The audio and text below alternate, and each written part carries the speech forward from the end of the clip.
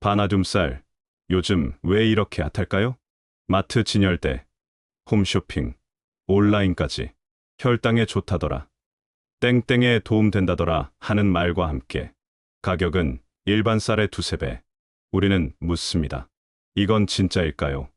아니면 비싼 기대일까요? 바나듐, 이름부터 생소하죠. 미량원소가 인슐린처럼 작용한다. 이런 이야기는 귀에 쏙 들어옵니다.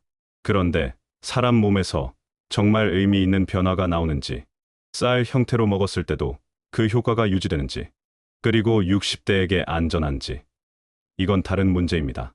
오늘 영상은 바나듐쌀 자체를 해부합니다. 광고가 아니라 근거, 풍문이 아니라 데이터. 바나듐쌀이 무엇인지, 왜 이렇게 갑자기 떴는지, 사람 연구에서 보인 건 무엇이고 무엇이 비어 있는지, 60대에게 이득과 주의점은 뭔지, 사볼 거라면 어떻게 안전하게 선택해야 하는지 10분 안에 싹 정리해 드릴게요. 시작하기 전에 짧게 부탁드릴게요. 이런 팩트 중심 콘텐츠는 좋아요 한 번이 동년배 시청자께 더 멀리 갑니다. 구독과 알림을 켜두시면 뒤이어 올라갈 다음 영상이 첫 화면에 자동으로 도착해요. 지금 살짝 눌러주시고 본론 들어갑니다. 오늘의 약속은 간단합니다. 과장 대신 검증, 감정 대신 기록. 효과가 있다면 어디까지인지를, 없다면 왜 그런지를, 그리고 시도한다면 어떻게 안전선을 그릴지 차분하게 보여드리겠습니다. 준비되셨죠? 바나듐쌀, 이게 뭡니까? 요즘 바나듐쌀 이름 진짜 자주 보이시죠? 간단히 말하면 바나듐이라는 미량 원소가 들어있다고 강조하는 쌀입니다. 표현은 제각각이에요. 어디는 이 지역 토양에 바나듐이 풍부하다. 어디는 재배 중 미네랄 용액으로 키웠다. 또 어떤 곳은 가공과 도정 과정에서 미네랄이 보존되었다고 설명합니다. 겉으로 보면 다 같은 쌀인데 바나듐 스토리를 붙여 차별화하는 거죠. 여기서 중요한 건 두 가지예요. 첫째, 쌀에 바나듐이 있다와 그게 우리 몸에 도움된다는 건 다른 문제입니다. 둘째, 도움을 말하려면 얼마나 들어있나, 그 양이 실제로 의미가 있나, 즉 흡수율과 이용률까지 봐야 하죠. 라벨엔 고함량 같은 말이 커도 정작 수치, 분석기관, 날짜가 없으면 판단이 어렵습니다. 소비자가 확인해야 할 최소 체크는 이겁니다. 함량 표기, 숫자와 비교 기준, 즉 일반 쌀 대비인지, 분석 증빙, 어느 기관에서 언제, 어떤 방법으로 측정했는지, 가격 차이의 이유, 일반 쌀 대비 두세 배가 왜 나오는지 설명. 맛과 식감은 대개 일반 쌀과 큰 차이가 없고 이름값으로 가격이 오르는 경우가 많습니다. 그래서 오늘은 광고 문구를 잠깐 내려놓고 무엇인지, 왜 떴는지, 실제 근거, 60대에게 이득과 주의, 이 순서로 데이터만 놓고 차분히 보겠습니다. 정리하면 바나듐쌀은 미량 원소 바나듐을 핵심 포인트로 내세운 쌀이고, 원천은 토양 강조형과 재배 공정형으로 나뉘며 소비자 입장에선 함량, 증빙, 가성비를 반드시 함께 확인해야 하는 제품군입니다. 그럼 이런 쌀이 왜 갑자기 떴을까? 관심이 폭발한 배경부터 짚고 가겠습니다. 배경을 차근히 보면 고개가 끄덕여집니다. 첫째, 당뇨와 혈당이 중장년의 최대 관심사가 됐습니다. 공복과 식후 혈당 수치에 하루 기분이 좌우되고 약, 운동, 식단을 동시에 챙기기엔 피곤하죠. 그래서 주식인 쌀만 바꾸면 이라는 제안이 귀에 달콤하게 들어옵니다. 둘째, 간편 해법의 매력입니다. 가루나 알약 대신 평소 먹는 밥만 바꾸면 된다. 이 한 문장이 마음의 문을 엽니다. 식단 전체를 뜯어고칠 필요 없고 가족 식탁에도 자연스럽게 섞일 것 같거든요. 셋째, 이야기가 있는 미량원소 스토리가 붙었습니다. 바나듐이 인슐린처럼 작용한다더라. 토양에서 온 미네랄 밥이다. 이런 문장은 과학의 가능성과 생활의 간편함을 한 번에 건드려요. 여기에 연예인과 지인 후기 한 줄이 더해지면 나도 한 번이 됩니다. 넷째, 플랫폼 알고리즘과 가격 전략입니다. 온라인 쇼핑몰, 쇼츠, 커뮤니티에서 혈당에 좋다 같은 키워드가 반복 노출되고 상품명, 썸네일에 의학적 뉘앙스가 들어가면 클릭률이 올라가죠.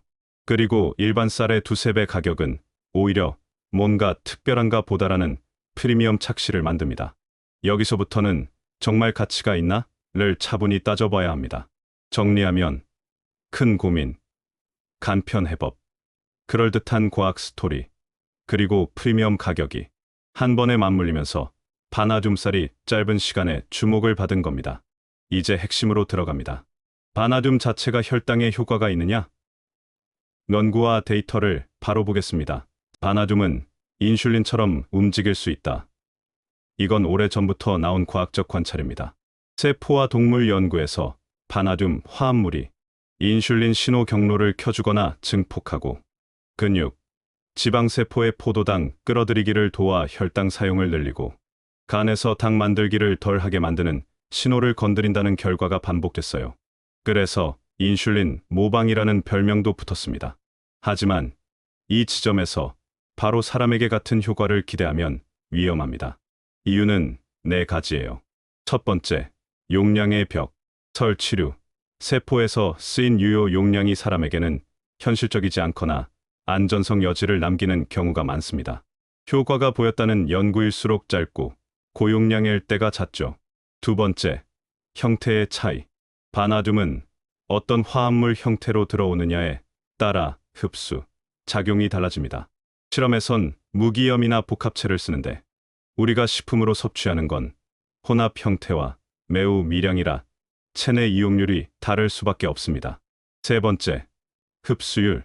음식을 통해 들어오는 바나듐은 흡수 비율이 낮고 개인차가 큽니다. 다시 말해 쌀에 있다와 몸이 쓴다는 다른 문제입니다. 네 번째, 사람 연구의 빈틈. 사람을 대상으로 한 시험은 표본수가 작고 기간이 짧고 대조군 설계가 약한 경우가 대부분입니다. 개선 신호가 보였다는 보고도 있지만 일관되게 재현되거나 장기 안전성까지 확인된 수준은 아닙니다. 정리하면 이렇게 말할 수 있어요. 가능성. 바나듐은 인슐린 신호를 돕거나 흉내낼 수 있다는 생물학적 개연성이 있다. 현실성. 그러나 사람에서 의미 있고 안전한 개선을 꾸준히 만들었다고 말하기엔 근거가 작고 불균형하다. 그렇다면 사람 연구만 딱 떼어보면 무엇이 보일까요? 임상 쪽 결과만 모아 효과, 부작용, 한계를 분명히 하겠습니다. 결론부터 말하면 작은 희망 신호는 있었지만 일상적으로 권할 만큼 단단한 근거는 아직 아닙니다. 조금 풀어볼게요. 사람을 대상으로 한 연구들은 대부분 파일럿 규모였습니다. 참가자 수가 적고 기간이 짧고 대조군이나 눈가림이 미흡한 경우가 많았죠. 일부 시험에서 공복혈당이나 인슐린 민감도 개선 신호가 보였다는 보고가 있지만 다른 연구에서 같은 조건으로 재현되지 않았습니다. 체계적 검토를 보면 결론이 비슷합니다. 무작위 대조시험에서 확실한 증거가 부족하고 위장관 불편, 즉 속쓰림과 메스꺼움 같은 부작용 보고도 있었다. 따라서 일상적 보충을 권할 근거는 현재로선 부족하다. 요지는 이거예요. 가능성은 있지만 용량, 기간, 대상자가 다른 연구들을 한 줄 결론으로 묶기엔 빈틈이 많다. 또 하나 중요한 포인트. 여기까지의 근거는 대부분 바나듐 보충제를 다룹니다. 즉, 특정 바나듐 화합물을 정해진 용량으로 짧은 기간 투여했을 때의 이야기죠. 우리가 오늘 다루는 건 쌀로 섭취하는 바나듐입니다. 식품 형태는 함량도 미량, 흡수율도 낮고 개인차가 크며 무엇보다 얼마나 몸이 실제로 쓰는지가 다릅니다. 정리하면 현재까지 과학적 합의는 이렇습니다. 바나듐 보충이 당뇨 조절에 확실하다. 라고 말하기엔 근거가 부족하다. 짧은 연구에서 보인 신호를 일상식품에 그대로 옮겨오기엔 간극이 크다. 특히 60대에선 약물, 지병, 신장 기능 변수가 많아 보수적으로 접근하는 게 안전하다. 그렇다면 쌀에 든 바나듐은 어떨까요? 함량, 흡수, 실제 섭취량, 이 현실, 변수를 차근히 따져보겠습니다. 이제 숫자로 보겠습니다. 핵심은 두 가지예요.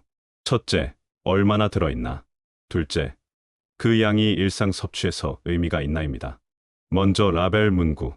몇 배 강화라고 적혀 있어도 무엇과 비교해 몇 배인지, 실제 수치가 킬로그램당 몇 그램인지, 어느 기관이 언제 어떤 방법으로 측정했는지 성적서가 필요합니다. 이게 없으면 판단이 불가능해요. 문서 요구는 소비자의 권리입니다. 일반 식단으로 섭취되는 바나듐은 보통 하루 6에서 20mg 정도로 추정됩니다. 즉, 평소엔 아주 미량을 먹고 지나가는 수준이죠. 그런데 안전한 상한 자체는 아직 확정돼 있지 않다는 게 최신 안전성 문서의 요지입니다. 자료가 불충분하고 독성 우려가 있어 상한 설정을 유보했다는 결론이 나옵니다. 그러니 고함량을 오래 먹는 건 특히 60대에겐 신중해야 합니다. 다음은 벼에서의 축적 문제예요. 벼는 토양의 바나듐을 흡수할 수 있지만 연구를 보면 뿌리에 가장 많이 쌓이고 그 다음이 줄기, 잎, 종자에는 상대적으로 적게 남는 경향이 관찰됩니다. 재배법, 토양, 품종에 따라 차이가 크고 조건이 달라지면 수치도 요동칩니다. 즉, 제품마다 실제 섭취량이 꽤 달라질 수 있다는 뜻이죠. 광고의 큰 숫자와 우리 밥그릇에 들어오는 실제 양이 일치한다고 가정하면 안 됩니다. 정리하면 이렇습니다. 몇 배 강화는 기준, 절대량, 성적서가 같이 있어야 의미가 있습니다. 일상 섭취량은 미량이고 상한은 확정 전이라 고함량 장기 섭취는 보수적 접근이 맞습니다.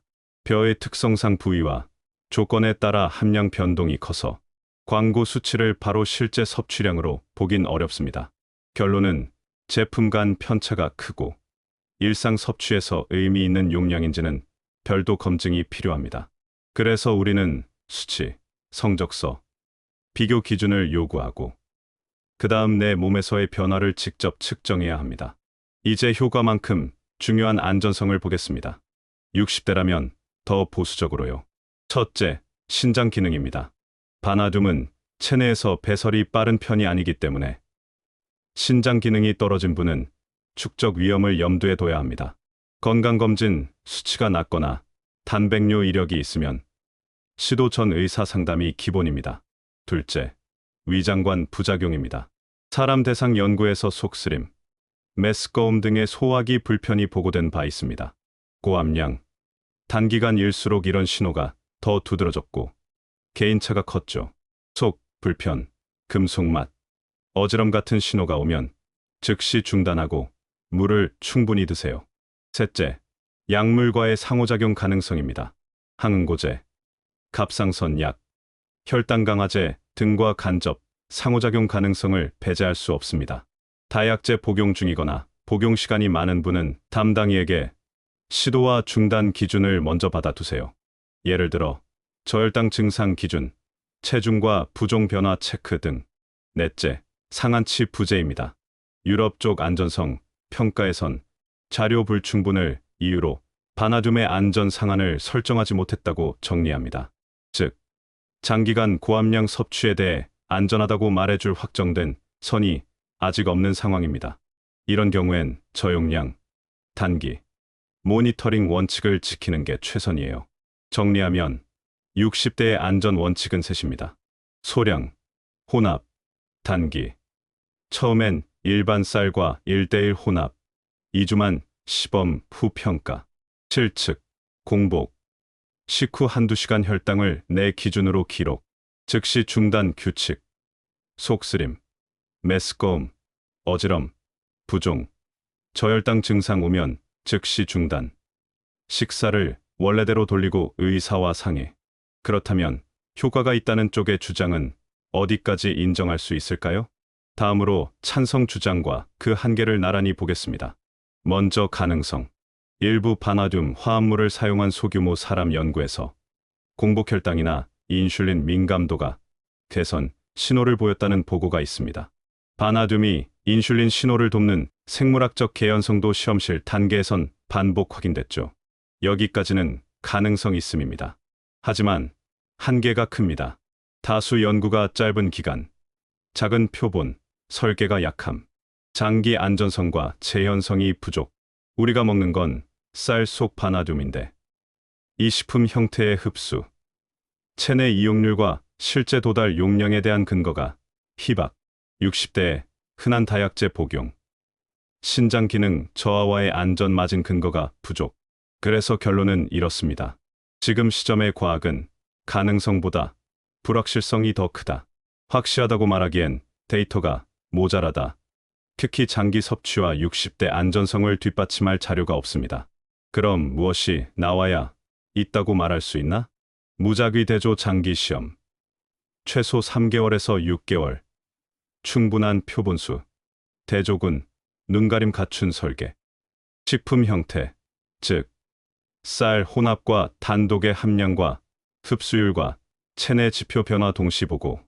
안전성, 신장, 간 지표, 위장관 부작용, 저혈당 사건 체계적 기록, 독립연구진의 재연 결과. 그때까지 우리의 태도는 현명한 유보입니다. 흥미로운 소재로 관심은 갖되 주연으로 올리기엔 이릅니다. 이제 소비자 입장에서 현실적인 선택지를 정리해 볼게요. 이제 현실적인 선택지를 딱 3가지만 남깁니다. 복잡하지 않게 오늘 당장 할 수 있는 것들만요. 첫째, 일반 쌀과 식사 순서 리셋. 가장 안전하고 효과 검증된 조합입니다. 접시는 그대로 두고 먹는 순서만 바꿔요. 채소, 단백질, 탄수화물. 밥은 반 공기부터 시작하고 식후 10분 걷기를 붙입니다. 이 3줄이 혈당의 급상승을 가장 안정적으로 눌러줍니다. 두 번째, 혼합 전략.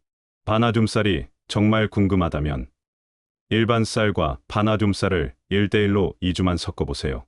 그동안 내 혈당을 직접 측정합니다. 공복, 식후 1시간, 식후 2시간. 메모는 심플하게 날짜, 메뉴, 밥 양, 걷기 여부, 혈당, 그리고 맛, 가격, 혈당을 같이 봅니다. 혈당 이점이 확실히 보이지 않는데 가격만 높다면 유지할 이유가 약해집니다. 세 번째, 의사와 상의. 당뇨, 신장 질환, 다약제 복용이라면 주치의와 먼저 상의하세요. 간단히 이렇게 적어가면 좋아요. 1대1 혼합으로 2주 테스트 예정. 공복, 식후 혈당 기록지, 저혈당 증상, 위장 불편, 체중, 부종 변화 등. 괜찮습니다. 사인이 나오면 저용량으로 단기로만 가는 게 원칙입니다. 정리하자면 검증된 기본 루틴이 1번, 호기심 안전 테스트가 2번, 리스크 관리가 3번입니다. 이 순서를 벗어나지 않으면 손해도 무리도 없습니다. 그래도 궁금하시죠? 그럼 사도 되는가, 말아야 하는가? 한 줄 평과 결론을 드리겠습니다. 한 줄 평입니다. 바나듐쌀은 흥미로운 소재지만 60대 건강 전략의 주연이 되기엔 근거가 모자랍니다. 조금만 풀어볼게요. 가격은 보통 일반 쌀의 2~3배인데 그 프리미엄을 지불할 만큼 효용, 안전 데이터가 아직 단단하지 않습니다. 특히 장기 섭취, 가이드와 60대 안전성에 대한 자료가 빈약해요. 반면 지금 당장 혈당을 바꾸는데 확실한 건 이미 있습니다.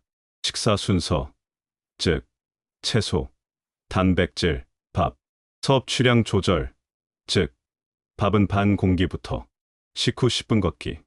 이 3줄은 검증됐고 비용이 거의 들지 않고 부작용이 적습니다. 정리하면 주연은 여전히 기본 식사, 걷기, 기록입니다. 바나듐쌀은 객원으로 잠깐 들어와 검증을 거친 뒤 가성비와 안전성이 납득되면 그때 자리 잡아도 늦지 않습니다.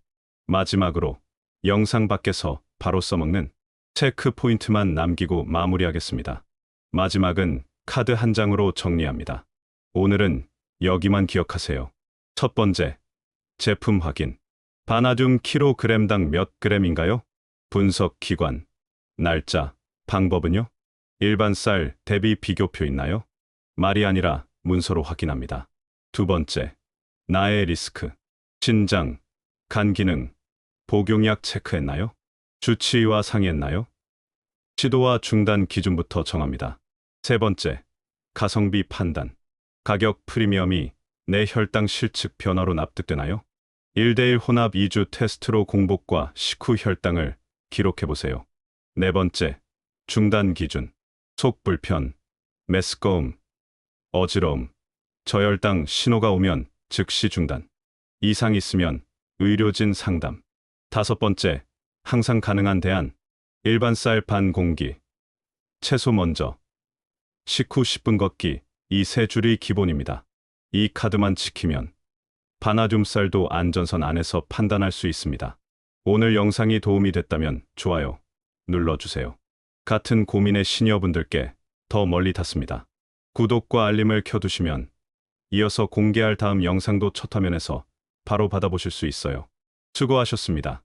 이제 지갑은 차분하게, 선택은 단호하게. 지금까지 알아야 덜 당합니다. 알덜당이었습니다.